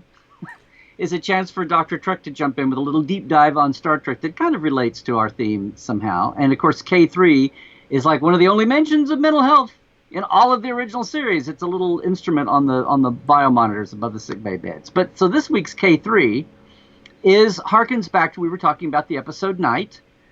Not the Void, but Night on Voyager. And Night was actually, you're talking about what a weird concept it was for them to be in this starless void and to show Janeway being depressed for apparently weeks. Yeah. It was the first episode of the season, 5th season. Yep. The blue cover scripts, I remember well. It's also the time, those, we talk about the cliffhanger episodes, but the first episodes back from a season, a lot of times series like Star Trek will use that. You look at DS9 and Voyager especially, and they got more and more into. They talk about, they've physically been away for 3 months, and they kind of fill in something happened. Right. In DS9, Dominion War, it would be, the war's not gone well these last 2 or 3 months, right, when they would come back, right? I missed that. Because it's this idea that the stories continued while we've been away for summer. And that's totally blown, and I think it's going to be totally blown in 10-season, streaming series. Now it's gone. Yeah, it's gone. But in Night, you got that sense because they've been there for weeks and weeks and weeks already. Yeah. But also, that was the first episode of the 5th season at a time for Voyager in-house where Jerry Taylor had retired, who had been the showrunner, head writer. Yes. Michael Piller, her co-creator with Rick, had already left, was off on his own and was like a creative consultant. He's still getting his residual and writing notes, but he was not actively in the day-to-day. He was reacting.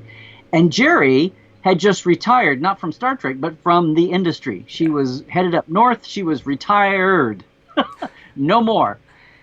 And that left Brannon finally became showrunner all on his own. And so he's totally got the show, Brannon Braga, and he's totally got it on his own. And one of the things he wanted to do to put his mark on it, there we go. Jerry had just retired, and Brannon. This was when Brannon and Jerry Ryan were dating. So don't let me mix up my Jerrys here. Jerry Taylor on the left, Jerry Ryan on the right. But Brannon had just taken it over as the sole showrunner, really wanted to put his stamp on the show 5 years in, and was really bent on having like shorter dialogue speeches and more action, and getting away from the Shakespeare in tights that Next Gen and DS9 could be. Shakespeare in tights. Yeah, that's what they. Yes, that was somebody's term for it. Oh, Patrick's, I think. So, although a lot of Shakespeare happens in tights, but he's talking about the tight uniforms, the lycra at the beginning, spandex. So the thing is, in doing so, Brannon really wanted to come up with this. He said, I really wanted to, going into his first time to be alone in the center seat, he really wanted to put a stamp on the show. And look, it's 5 years in. The characters aren't baby characters anymore. Right. He really wanted to be reflective. And so the first thought he had was this whole void, and for Janeway to be reflecting on her choices, to get to a point in the maturity of the show. So that was one thing. And then in coming up with everything we've talked about here, what that meant for her, and she's actually in kind of a depressive moment here. She's ruminating, right, is the thing. A lot of guilt. Ruminating about her past decisions. Yep. Churning so away. That's her dealing with it. But also what you said earlier, another way of dealing with it occurred to good old Tom Paris. Yes. And this is actually the episode that introduces Captain Proton. Captain Proton! I mean, you're thinking, this is a depressive show where Janeway's locked in her room and she's in the dark and won't see anybody and it's so depressing. But this was actually Captain Proton was created for the show and also to be the new holodeck running, gag kind of beeline. Right. But what people may not know, here's your K3 coming. Well, maybe this is K3. Hopefully that's been illuminating anyway. This is all the pre-K3. This is all pre-K3. That just came to me. No. So what people may not know is, can you put Tom Paris back? Can you put our Captain Proton Always up there? happy to put up Tom Paris. So Bob Blackman, costume designer, literally took the outfit, and you can barely see the top of the buckle. That control panel, best of all, it's hard to read. I wish I could blow it up closer. Can we get to Commando Cody there? That's an exact copy of a serial from the 40s called Commando Cody. The helmet and everything. I wish, but the knobs on his jetpack, they literally say they're identical. They say up, down, on, off, fast, slow. Wow. Literally. But what's cool is, in a Hollywood that doesn't ever build they don't even build cheap things. They just want to keep reusing them. That was reused in another serial called Zombies of the Stratosphere. Can you put that one up? That also featured the exact same. Oh no, that's the last one. No, go. Oh no, this one. Yes. So there's Zombies of the Stratosphere using the same jacket, and look who's next to it. That's our Satan's Robot, only in 1940. So they really, Larry, literally, yes. can you? They say that there's a.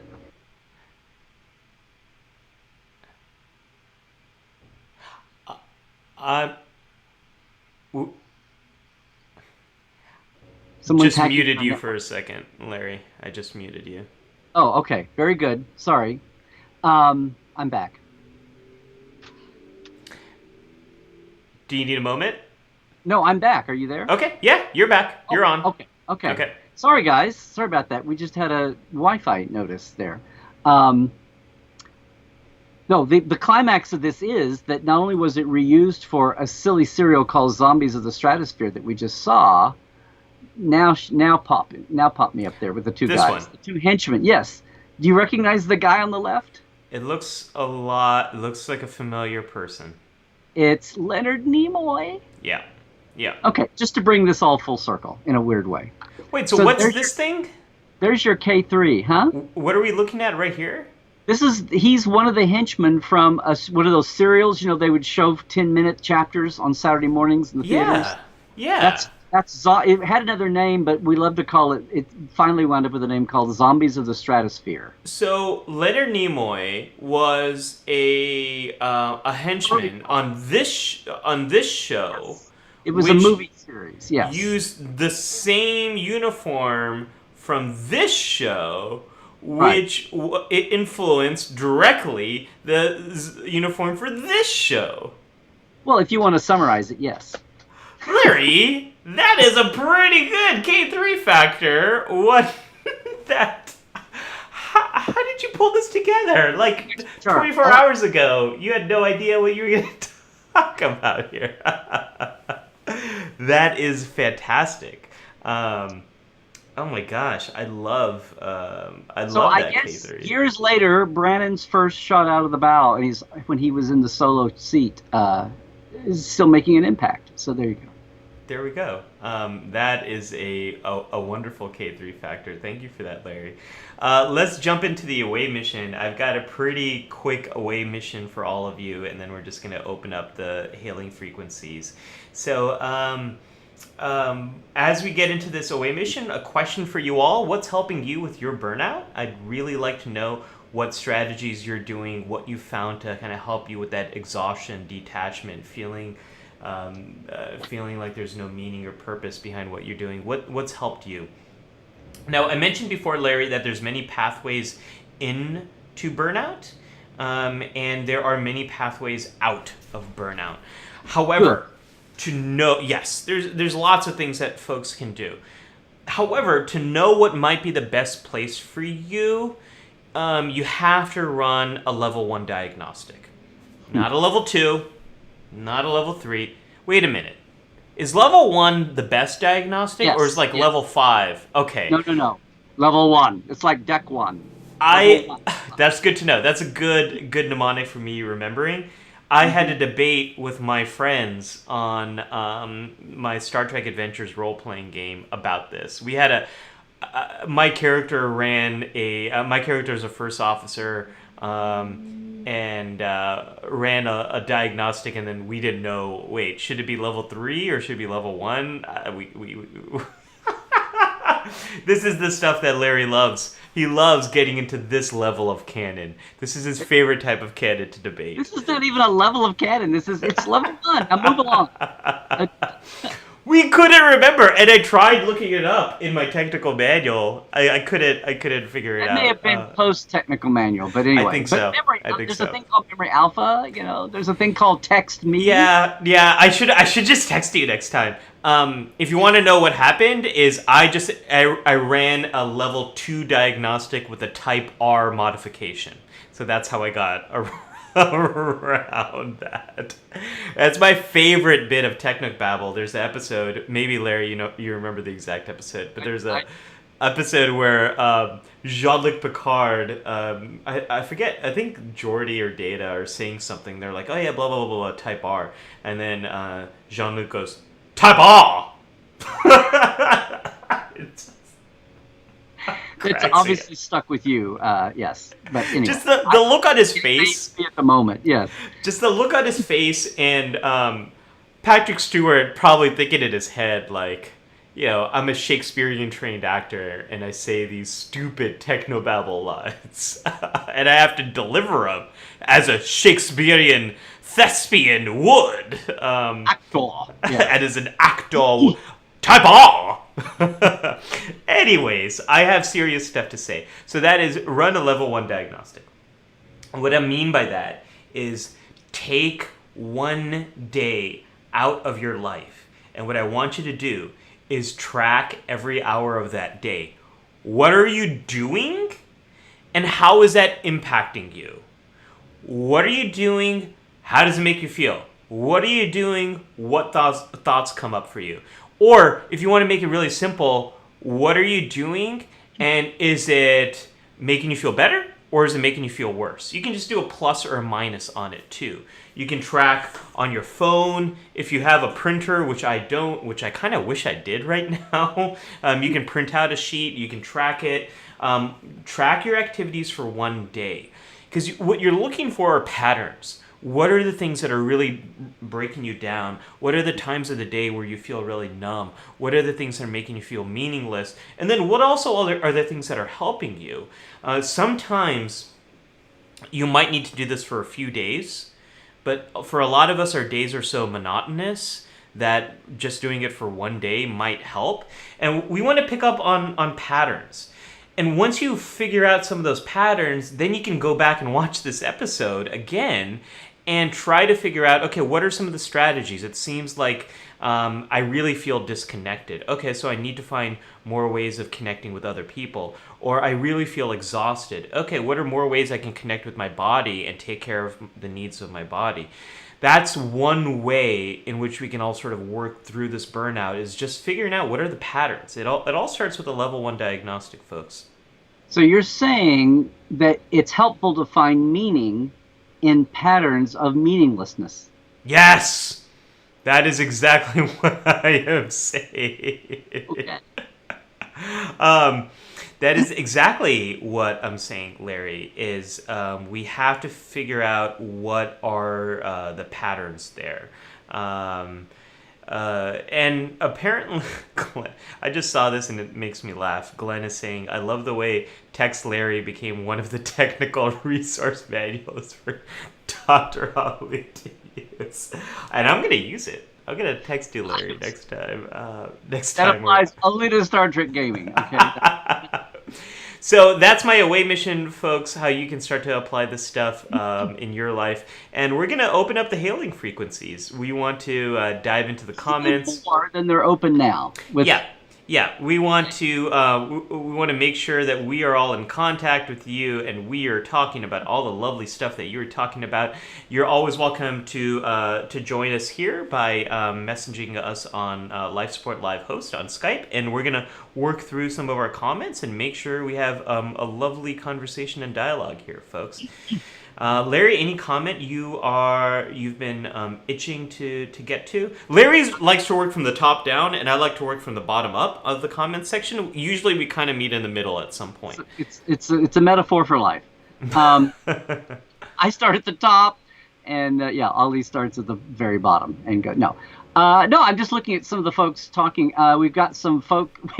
Between Jared and Libby, we've got people whose her dad's parents were like the one-offs and the one cop in town, the one sewer worker in town, and I've lost the thread of about how that interfered with work and talking about how work and life early on saw how work and life were mixed in and had to separate that, and how sometimes it wasn't always easy to do that, and people multitasking, and Simona saying people need more support from the artist and the musician to help with stress and anxiety overwhelming for many of the people.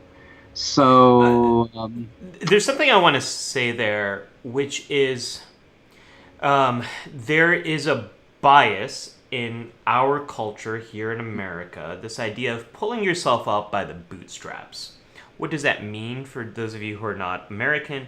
What it means is you fix your own problems and you make it better. And that's a big American bias.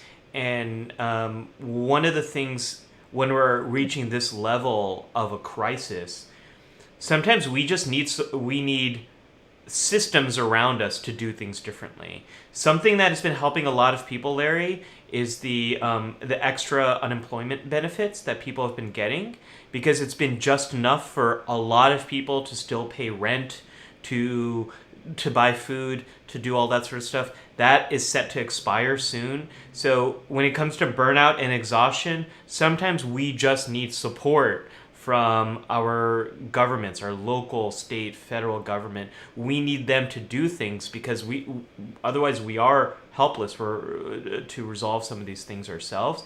So I don't want to give the message that, oh, you can fix it yourself, because sometimes what we need is advocacy, standing up for what we need, we want, and getting that support from our leaders. Yeah, I'm trying to think of the phrase. We say not the stoic individual, or the there's that American phrase that's misleading. Yeah, there's a many.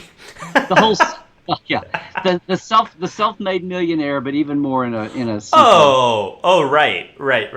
I was talking to a friend of mine who works in the tech startup scene here in Silicon Valley, and he works for a company that funds a lot of startups. And every time a company's had a big success that they've helped launch, they always joke around and they're like, another overnight success story out of Silicon Valley. And they laugh because the stories of most of these companies is failure, launch something, doesn't work, try something else, failure. And they've been working on it for like 4 or 5 years, and now maybe something good has come out of it. But there's a lot of aspects of American society where the bias is so on the individual and they're the success and they did it, or you can fix yourself, you can work your way out of homelessness. Why are you homeless? Well, Excuse me, there's a lot of reasons. Yeah. guys. I have to go deal with a technical issue. Yes. So I'm going to leave it to you here. If you want to go single screen, I don't know if Yeah, or when I'll go single screen for the next few minutes and So make I'll sure say we get to Trekwell, some of the everybody, but I'll comments. see you for the rest of the day. Then it's been great, and we will see you later if I don't see you later. Yeah. Thanks, Larry. Good luck. Okay, thanks. Yep.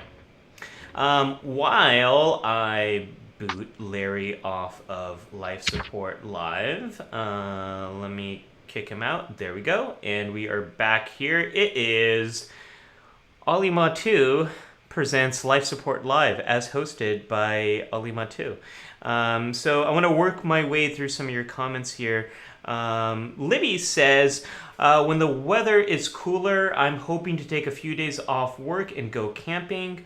Arkansas, fun fact, when I was a kid, I thought there was two states. There's Arkansas and Arkansas, because I didn't realize that that's how Arkansas is spelled.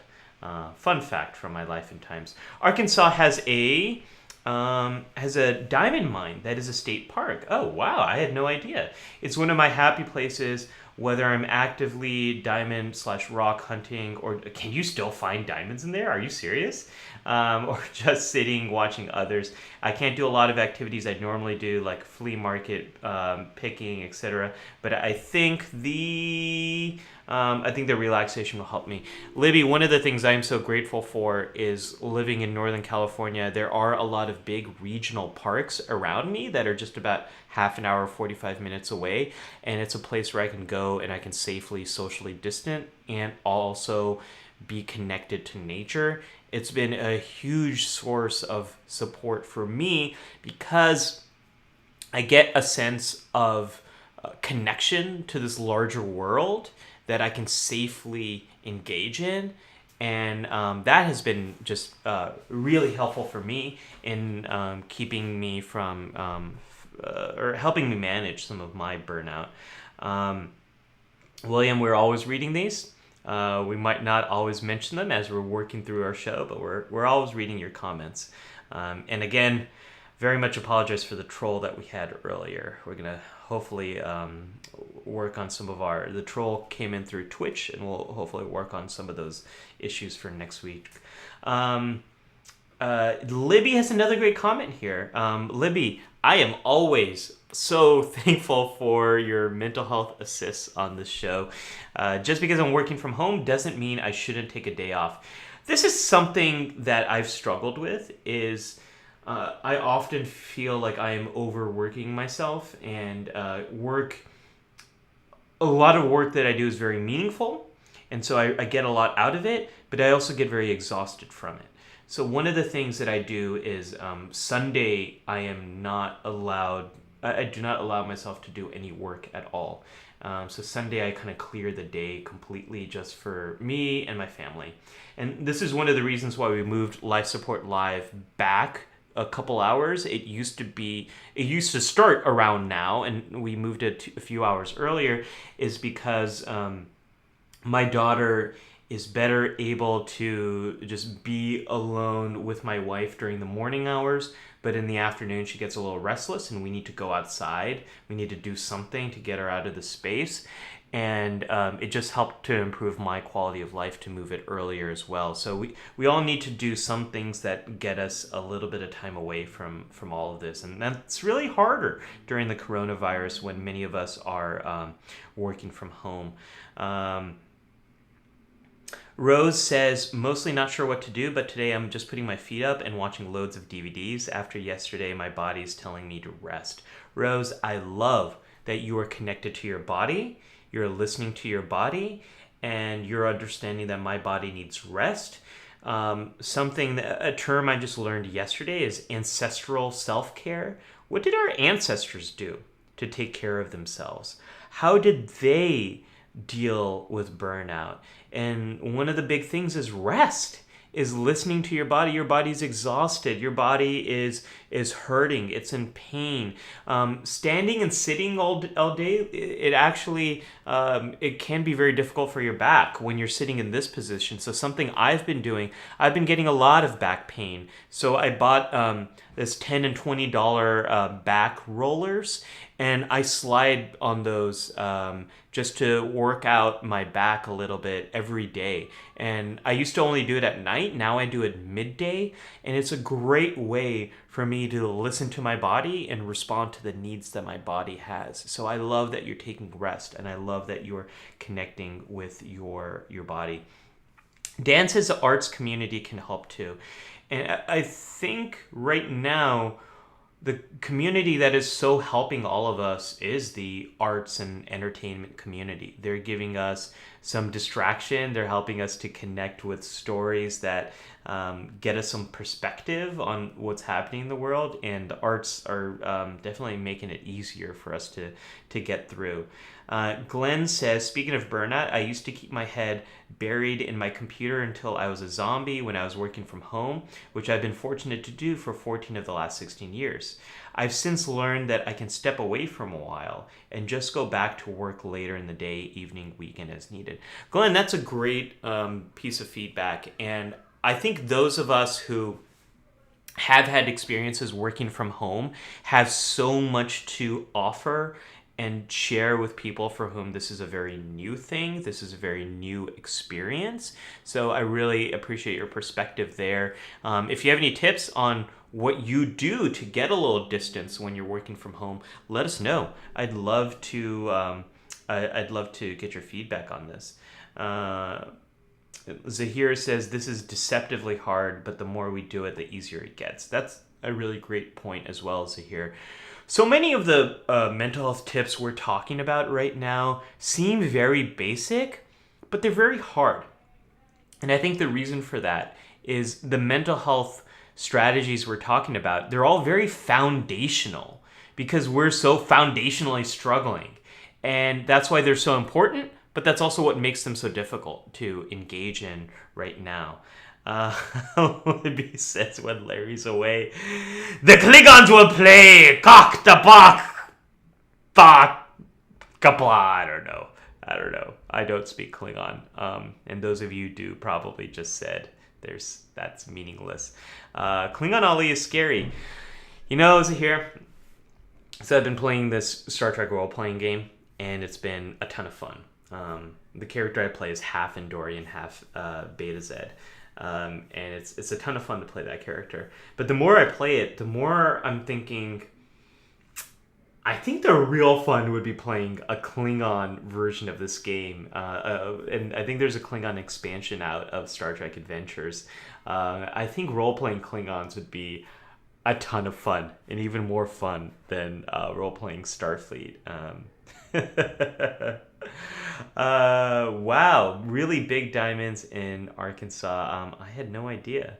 Dan says, how long are the life support episodes these days? I thought they were an hour long, but is it 2 hours more accurate?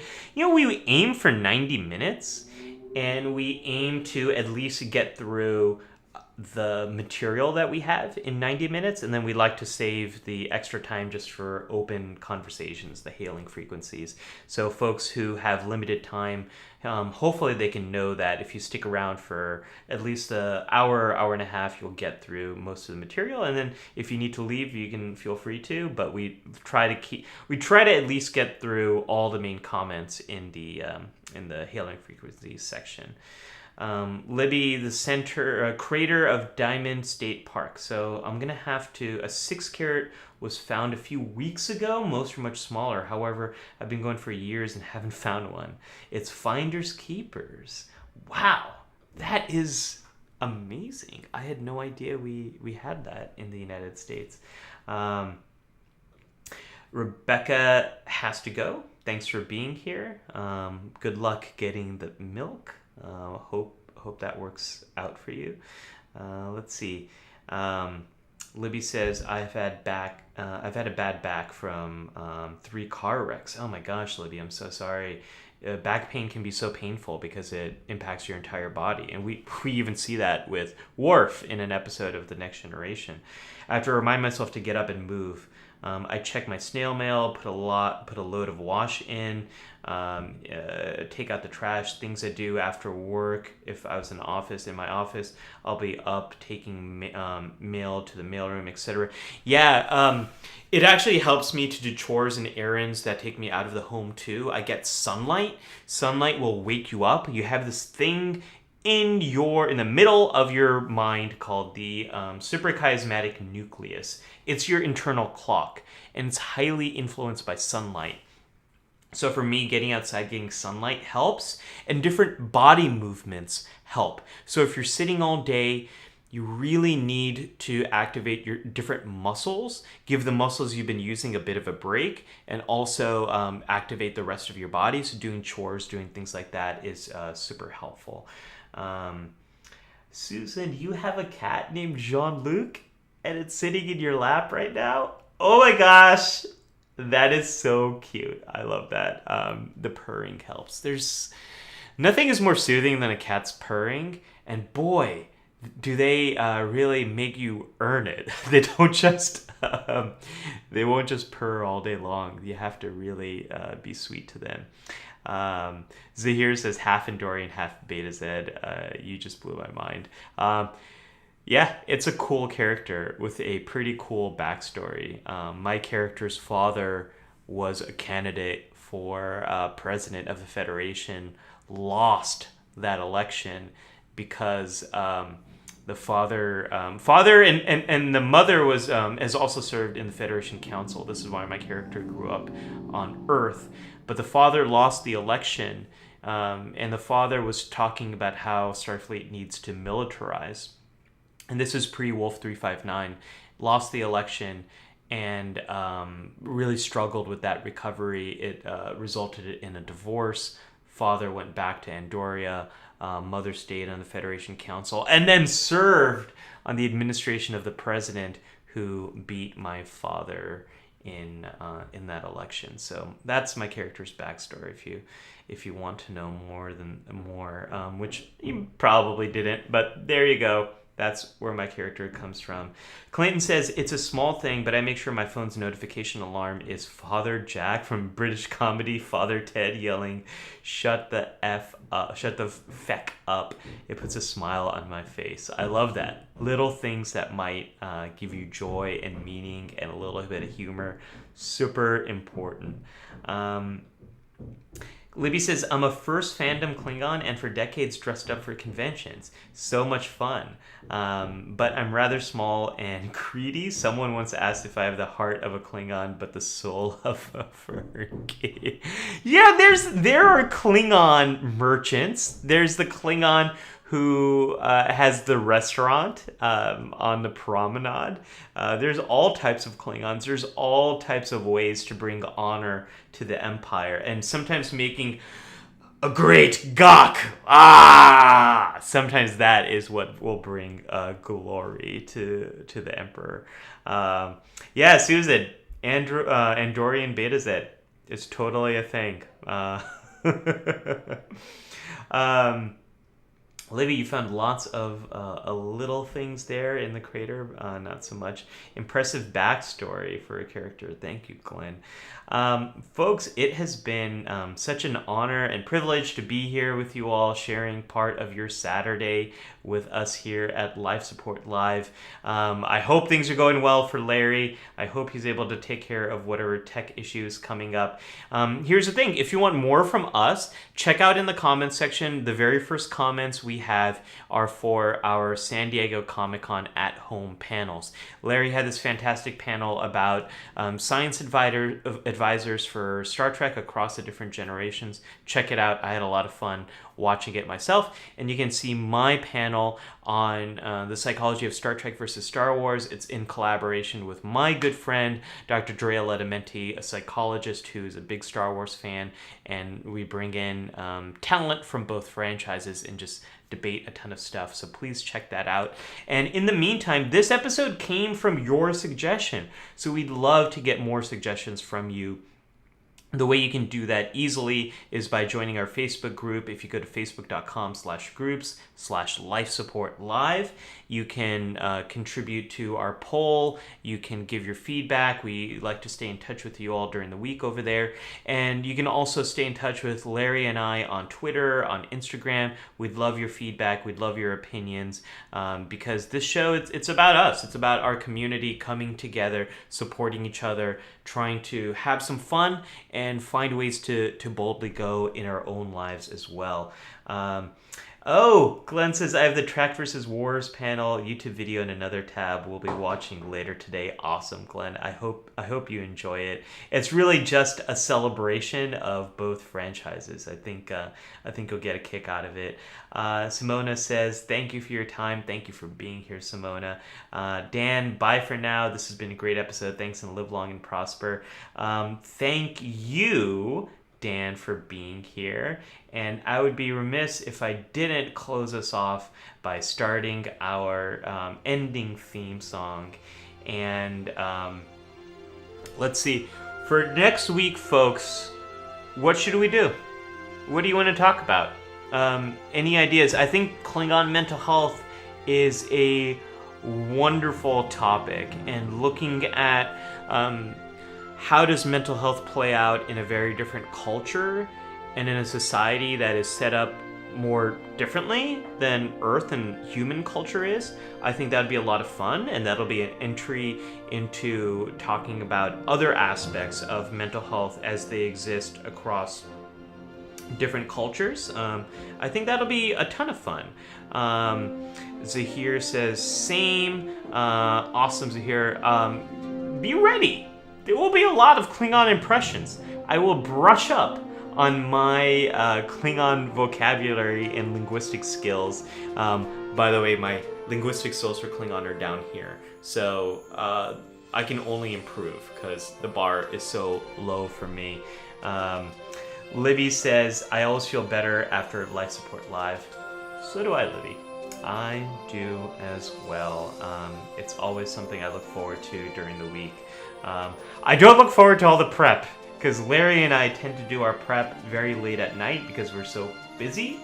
But I always look forward to the actual broadcast and actually connecting with you all and seeing how this stuff resonates with you all, and hearing your ideas, not only from the canon, but your ideas from mental health as well, about how to do all this stuff. Let's see. Mental health is very different across cultures. I'd love to explore that. What are commonalities? What are differences with the Klingon Empire? What are other topics? You know, we've been thinking about Zoom fatigue and ways of communicating and connecting. That's one we've been thinking about. We can also do a deep dive into a specific character, or we can do a watch. Let us know if there's something you want us to watch. That'll be a lot of fun. And Glenn is going to be a stand-in here for Larry and say, Trek well, everyone. And as I always say, live long and prosper, folks. Thanks for being here. Thanks for being a part of Life Support Live.